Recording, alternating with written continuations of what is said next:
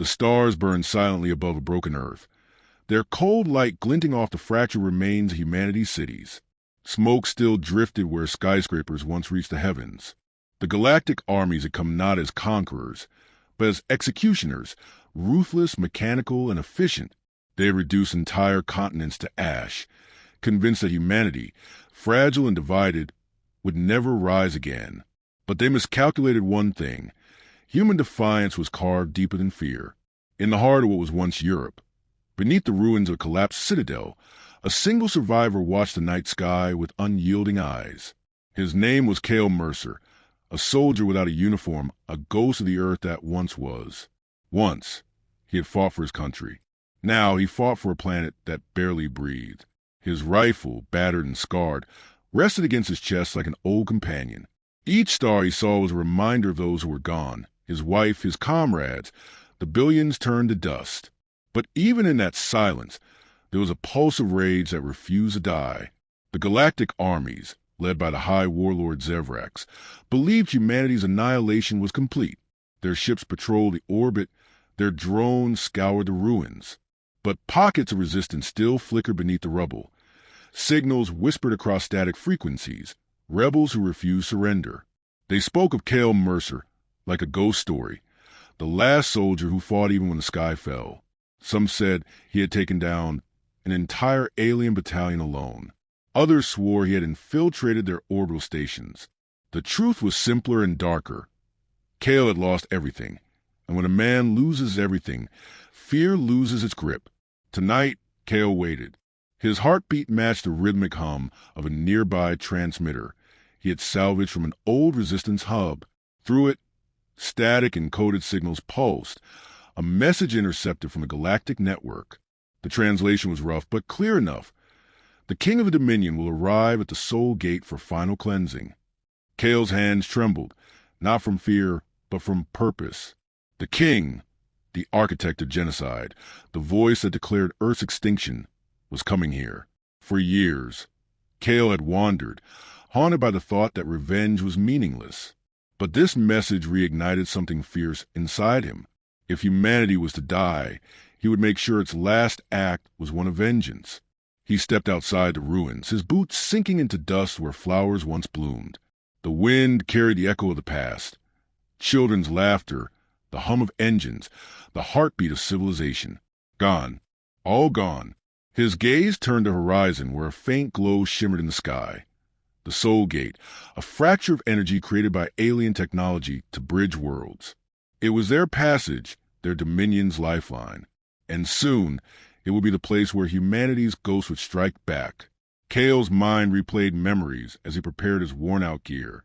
His wife, Lyra, standing at the balcony the day before the invasion, her voice soft as she said, "Promise me, no matter what happens, don't stop fighting." He had broken that promise once when he buried her beneath the rubble of their home. Now he would keep it. His vengeance wasn't for hatred. It was for remembrance. Humanity's story wouldn't end as prey. It would end as defiance. As night deepened, Cale moved to the skeletal ruins of cities swallowed by alien architecture. Massive metallic spires pierced the clouds, humming with energy. Patrol drones swept through the streets, their crimson lights slicing through the fog. Cale moved like a shadow, silent, his breath measured. He had learned the patterns, the rhythm of their mechanical arrogance. Every movement was calculated, every step deliberate. He reached an outpost, once a human broadcast tower, now converted into a galactic relay. He placed his hand against the cracked concrete and whispered, "You'll serve Earth one more time." Inside, the walls were lined with alien conduits pulsing with violet light. Cale's eyes flicked across the foreign symbols as he inserted a stolen data core. The system reacted violently, alarms flashing. Within seconds, he uploaded coordinates, rerouted transmissions, and sent a false signal, a decoy distress beacon calling all nearby galactic ships to the far side of the ruins. He needed the Soul Gate unguarded. Every second mattered. The alarm's red hue washed over his face, illuminating eyes that carried both grief and fury. He escaped through shattered tunnels as explosions echoed behind him. The aliens would come, searching for the phantom who had breached their systems. But Cale was already gone, disappearing into the wasteland, heading toward the gate. The night air grew colder as the faint hum of alien engines rippled above. His muscles ached, his lungs burned, but he pressed on. The thought of the king's arrival pushed him forward. Somewhere deep in the shadows of his mind, a voice whispered, the voice of humanity itself. They thought we were weak. Let's remind them who we are. He reached a vantage point overlooking the Soul Gate. The colossal ring shimmered with swirling energy, stretching miles into the sky. Around it hovered enormous ships, their black hulls reflecting the firelight of distant stars. Kale crouched, watching as a larger vessel descended. A ship unlike any he had seen, adorned with golden insignias. That was it, the royal flagship. Inside it, the being who had burned his world. Kale gripped his weapon tighter, feeling its cold weight.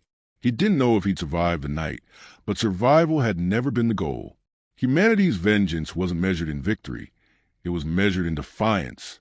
As the ship's landing thrusters illuminated the ruins, Kale took a deep breath, his voice a whisper carried by the wind. This one's for Earth.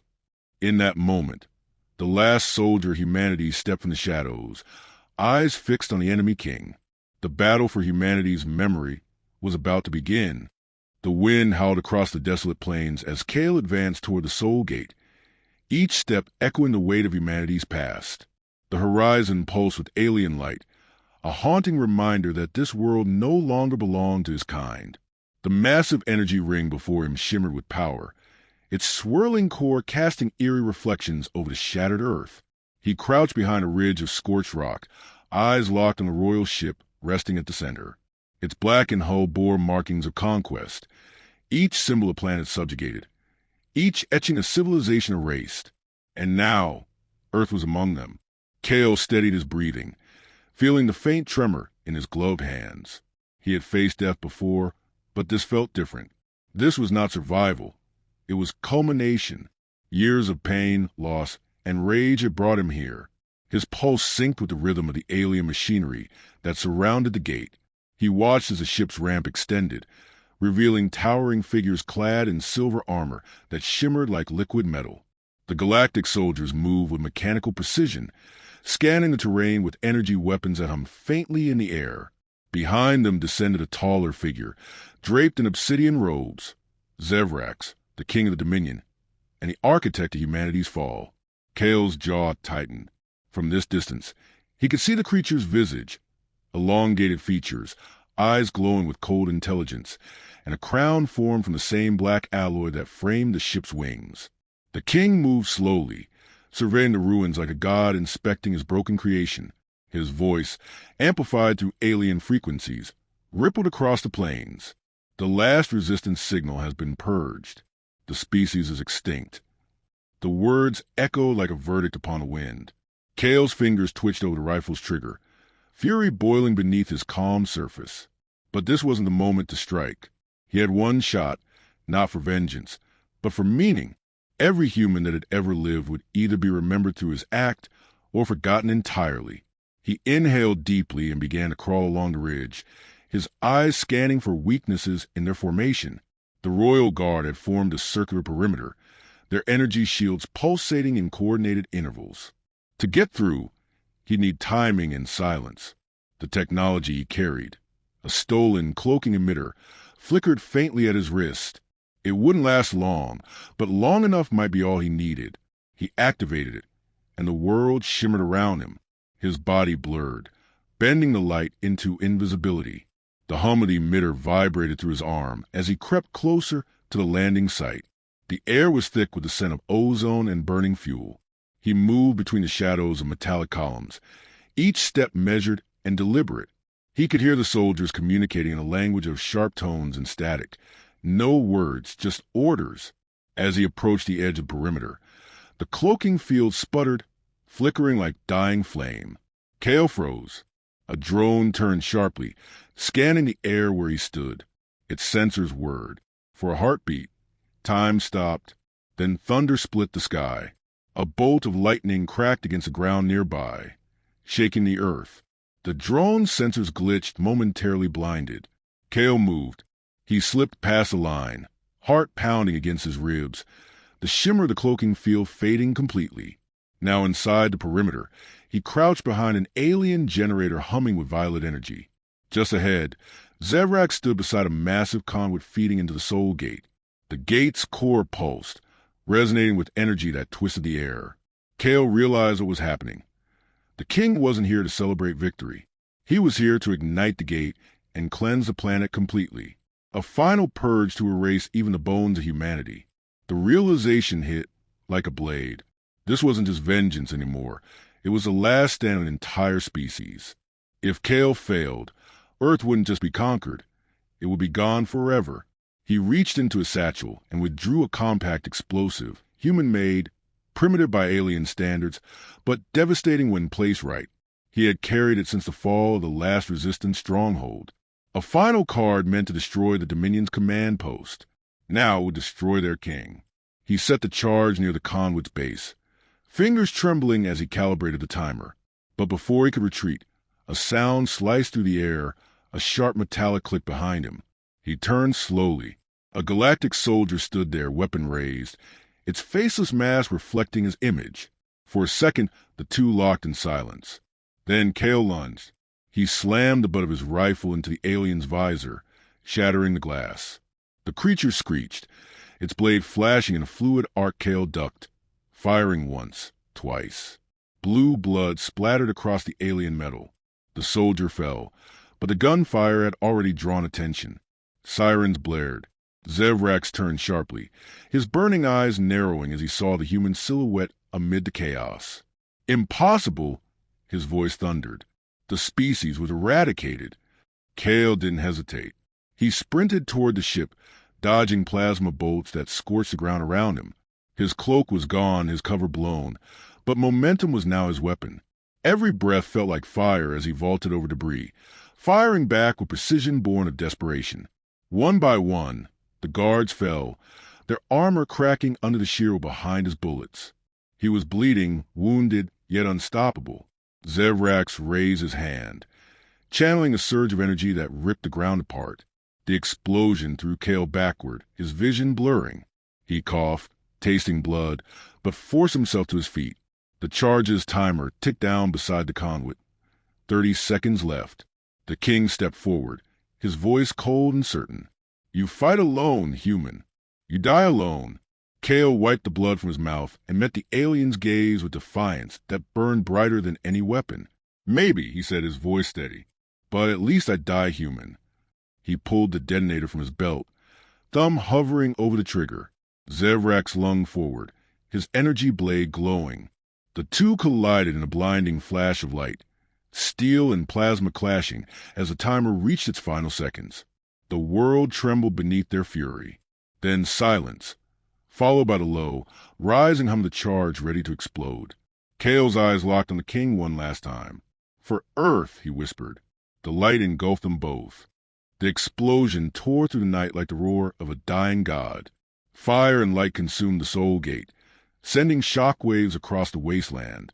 For a brief, blinding moment, the stars themselves seemed to tremble. Then silence returned, heavy, absolute. The once gleaming alien structures lay in ruin, twisted metal glowing red from the inferno's heat. Ash drifted through the air like snow over a graveyard. In that quiet aftermath, humanity's vengeance burned brighter than any flame. From beneath the wreckage, a faint sound broke the stillness, a low, pained gasp. Kale Mercer stirred, half buried under debris, his body broken but his spirit still alive. His armor was scorched, the left side of his face marked by burns, but he was breathing. Slowly, with trembling hands, he dragged himself free, every movement carved in agony. Around him, the alien army was gone, obliterated by the force of his final stand. But not everything had died in the blast. Through the haze, a shadow moved. Zevrax emerged from the smoke, his obsidian armor fractured, his crown shattered. Blue blood dripped from the cracks along his chest, his once majestic form now hunched and staggering. Yet his eyes still burned with rage. He looked upon Kale with disbelief and fury. "You still live?" he hissed, his voice distorted by pain. Kale forced himself upright, clutching his weapon though the barrel was warped from heat. He was out of ammunition, his strength fading. but defiance still lingered in his voice. "You took my world," he rasped, "but you never took what made us human." Zevrak snarled, stepping forward, dragging his blade along the ground, sparks trailing in its wake. "Humanity was a disease," he spat. "You are a remnant of chaos, flawed, emotional, weak." Kale laughed bitterly, blood spilling from his lips. "Maybe, but we loved, we dreamed, we hoped. That's what you'll never understand. That's why we outlast even death." He raised a rifle, empty though it was, as a symbol of defiance. "You may kill me," he whispered, "but you can't kill what I am." The alien lunged, fury overwhelming pain. Kale moved instinctively, ducking beneath the strike and driving his shoulder into Zevrax's torso. Both men fell, struggling among the ruins, locked in a desperate, primal battle. Every blow was slow, heavy, fueled by what little life remained in them. Zevrax's claws sliced through Kale's side, but Kale retaliated with a shard of broken metal, plunging it deep into the alien's chest. Blue blood splattered across the scorched ground. Zevrak screamed, a sound that echoed like thunder across the hollow plains. Kale collapsed beside him, chest heaving, the strength draining from his limbs. For a long moment, neither moved.